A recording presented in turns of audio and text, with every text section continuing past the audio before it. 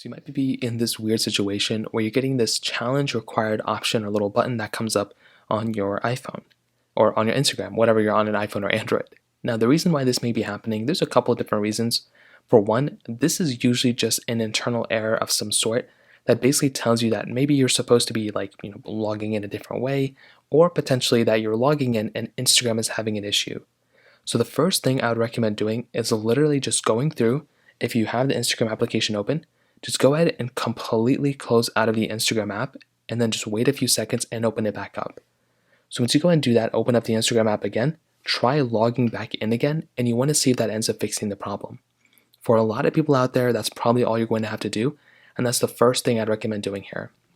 Now, if that still doesn't work, the next thing I'd recommend doing is pretty much going through and checking your internet connection.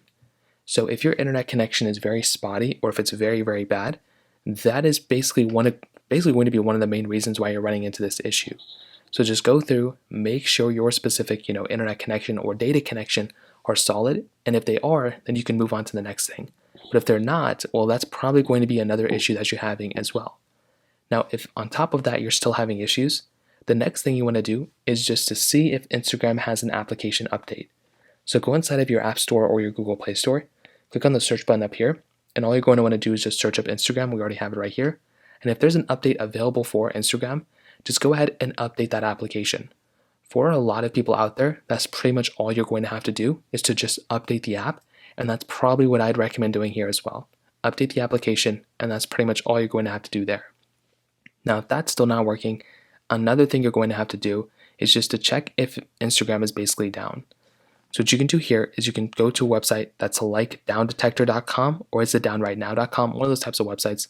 And if Instagram is down, it'll basically tell you on this website, and you're pretty much just going to have to basically wait it out until Instagram fixes the issue. So that's pretty much how it's done. If you have any other thoughts or questions, let me know in the comment section below.